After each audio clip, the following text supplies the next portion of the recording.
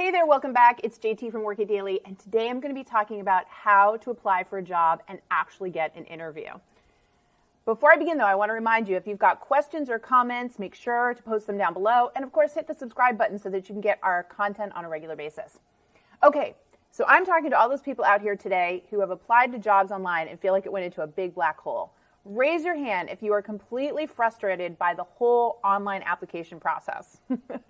You are not alone. Millions of people are really sick and tired of this. They feel like they're getting nowhere, and that's because they are getting nowhere. It is actually harder today, believe it or not, harder to apply for a job and get an interview than ever before. And I've written about this, I've talked about this. People don't understand that technology has actually made it more challenging. It's created more barriers for you to be able to speak to somebody. So we've got to figure out how to remove those barriers, how to increase the chances that someone will actually talk to you. And that's what I'm going to be breaking down for you today.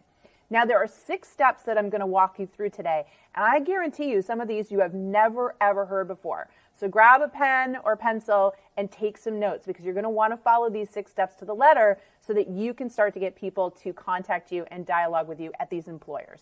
Okay? All right, let's get down to business. Step number 1 is for you to follow the employer on social media, specifically Glassdoor, LinkedIn, and Facebook. Those are the must-haves. But additionally, check out and see if they're on Twitter, if they're on Instagram, even Snapchat. I want you to stalk their social media profiles.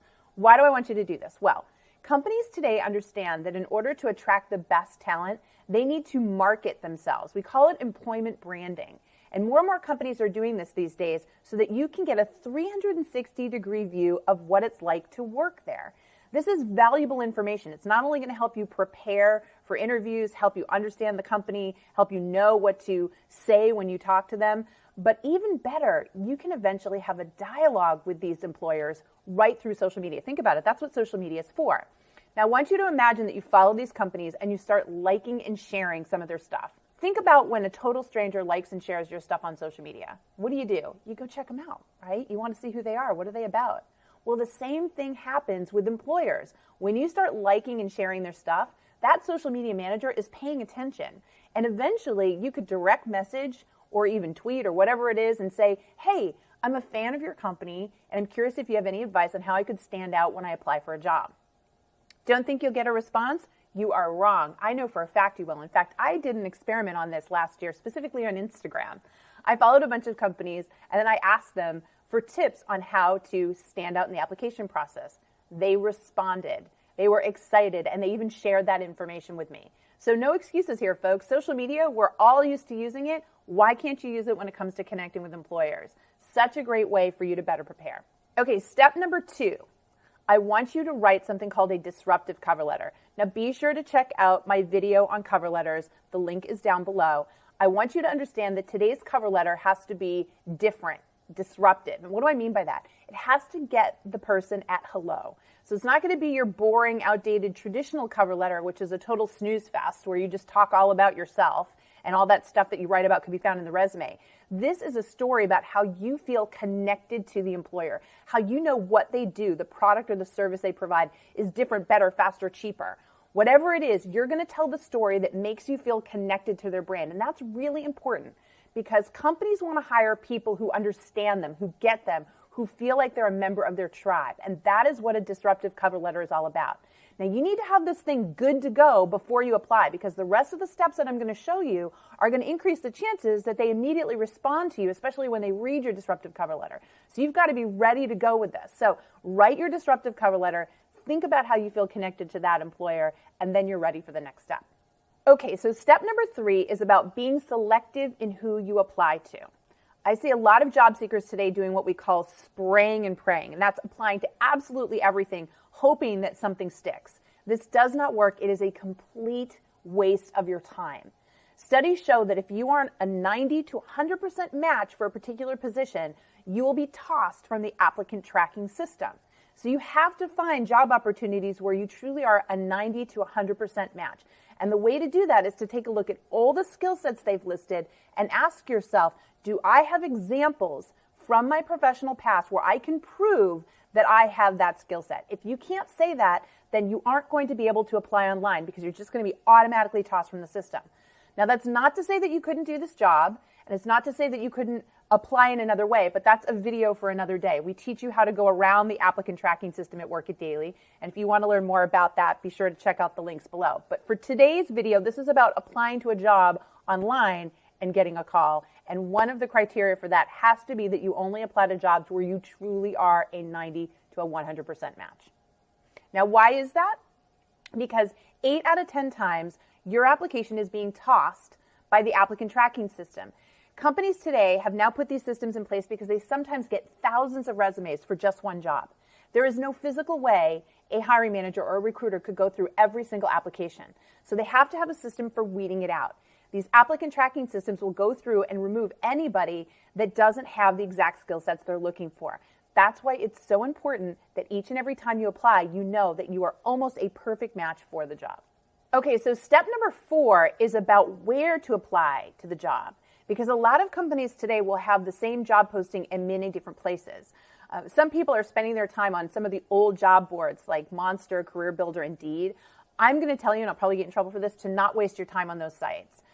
There's too many people on them. There's too many applications going through them. We're talking about trying to make your application stand out.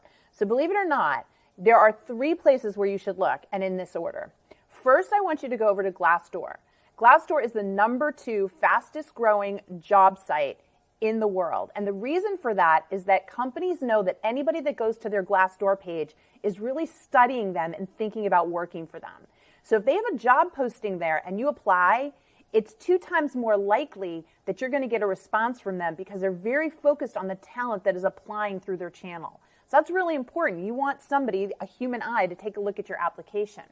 So Glassdoor would be my first step. Now, if they don't have the job posting on Glassdoor, I want you to go over to LinkedIn. LinkedIn is the number 1 professional development platform, and a lot of recruiters use this platform as well. So if they have the job posting there, once again, it's more likely that a human eye will see it. And then third, if they don't have the job posting on Glassdoor or LinkedIn, go over to their actual company website and apply through their careers page. This will go into their applicant tracking system, but again, if you're following step 3, which is being a 90 to 100% match, at least you're going to increase the chances that you make it through the ATS screening process. So step 5 is all about the application itself. And my advice to you is to fill out every single field. A lot of people don't know this, but these online systems will often toss somebody if they leave a field blank. Even if you have to put in something like not applicable or don't have this information, at least you're filling it with keywords and not automatically being disqualified for not filling in the field. So again, my advice to you, every single field gets filled out, even with information that says not applicable, so that you can at least be considered for the job. So my last step is around actually connecting with people at the company. Once you've filled out this application process, you still want to be able to find somebody to connect with. And there's 2 ways that you can do this. First, you can go on social media, a site like LinkedIn, and take a look and see if anybody that you know knows somebody at the company. That's called a second-degree connection. And if you can find a second-degree connection, you should ask the person that you know that knows that person who works at the company to introduce you. What you should do is put together a short note explaining the highlights of that disruptive cover letter where you say, this is why I admire the company, this is why I'd love to work for them, I'd love to hear from this individual what they think it would take to stand out and get hired. Notice you're not asking for them to walk your materials in, you're not asking them to help you get a job. What you're saying is, I want to talk to that person to learn what I can do to better prepare myself, to better stand out, to earn the interview and the job myself. That's the right way for you to ask for that introduction. Now, if you don't know anybody, the next step would be to find either somebody in recruiting or HR or even the department head of the job that you're applying to. And you can, again, start to look for this on channels like LinkedIn. And what you want to do is ask those individuals to connect with you via LinkedIn. And you should customize that connection request and say, hey, I came across your profile while I was researching XYZ company. I'd love to connect. In that introduction, don't get into the specifics of the fact that you applied for a job and you want to talk to them. Just tell them why you admire the company and can you connect. And that's because you only have 300 characters when you ask for a connection request on LinkedIn. Now, once you've connected, then you can send the person an email. And that's where you would say, hey, I'm a huge fan of the company. Attached is a cover letter where I explain why I'm so passionate and why I'd love to work there someday. I recently applied for the XYZ job, and I would be incredibly grateful if you could give me any advice or guidance on how I can better stand out and eventually earn a position with your company. Again, this point, you're asking this recruiter, HR manager, or hiring manager very specifically to take a look at your story about why you feel connected to the company and seeking advice on what you can do to stand out. You're not asking them for the job. You're not asking them for the interview. You're asking them for the insight in terms of what you can do to earn that interview. And that very subtle change in how you ask that is very respectful and will make a difference in terms of whether or not they respond to you. Now, why do I want you to do this? Because it's going to allow them to go over to the applicant tracking system, pull your application from the pile, and take a look at you. And that's what we're trying to make happen, right? We're trying to help you get past that ATS and into the hands of somebody who will take a look at your credentials. So you can see this last step in